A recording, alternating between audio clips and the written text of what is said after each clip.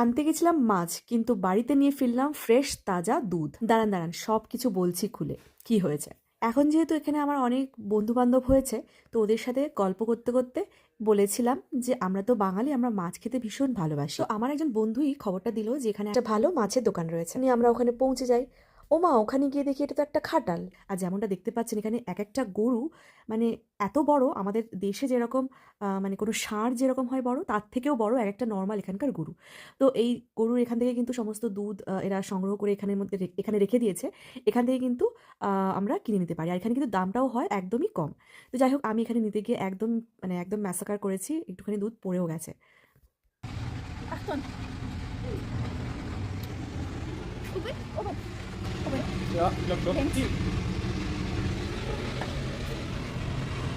Wow, langsam. আমি জানি ক্যামেরায় অতটা ভালো বোঝা যাচ্ছে না, কিন্তু সত্যি বলছি এই গরুগুলো ভীষণ ভীষণ বড়। আর প্রত্যেকটা গরু কিন্তু ইনশিওর, আর প্রত্যেকটা গরুর গলাতে কিন্তু ইন্স্যুরেন্স নাম্বার লেখা রয়েছে। জার্মানিতে ফ্রিশ মানে হলো ফ্রেশ, আর ফিশ মানে হলো মাছ।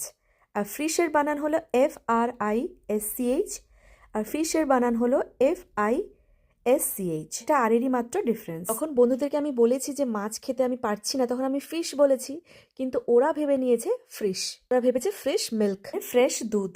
তো গল্প করতে করতে ওরা আমাকে এই গোশালাটার অ্যাড্রেস দেয়। আমি তো ভাবছি এখানে ফ্রেশ মাছ পাওয়া যায়। Licking, licking what?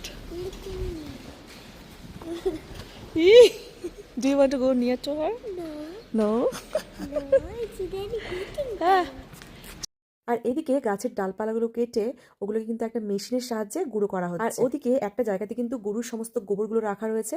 এখান থেকে সার ফার তৈরি করা হবে, এরকম একটা ব্যাপার। আর ওখান থেকে বেরিয়েই কিন্তু আমরা একটা এরকম জিনিস দেখতে পেয়েছিলাম, যেটা হলো এই হলুদ ফুলের বাগান। এবার এই হলুদ ফুলগুলো কি, প্রথম দেখাতে কিন্তু মনে হতে পারে যে এগুলো হয়তো সর্ষে ফুলের বাগান, কিন্তু একেবারেই তা নয়। এটা হলো এই সর্ষের মতোই অন্য একটা দানা শস্য যেটা এখানে হয়, যার নাম হলো রাস্প।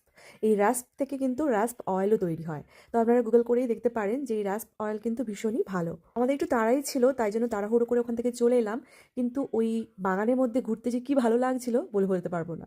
আর ওদিকে আমাদের কিন্তু পেয়ে গেছে খিদে, তাই আমরা চটপট চলে এসেছি এখানে একটা ডোনার বলে শপে।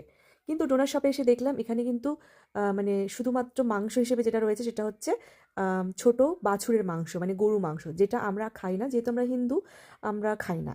তো যাই হোক, ওখান থেকে আর খেলাম না, অন্য একটা জায়গায় চলে গেলাম। সেখানে এসে কিন্তু আমরা ডোনার বক্সে ডোনার খেলাম। তো জার্মানির এই দুটো অক্ষর পুরো সেম, এবং একটা আরের ডিফারেন্সের জন্য এত কনফিউশন। আমি ভেবেছি আমি মাছ আনতে গেছি, কিন্তু অ্যাকচুয়ালি ওখানে দুধ পাওয়া যায়। তো যাই হোক, এই ব্লগটা আমি এখানেই শেষ করলাম। দেখা হচ্ছে পরের একটা ব্লগে। ততক্ষণের জন্য ভীষণ ভালো থাকবেন। টাটা।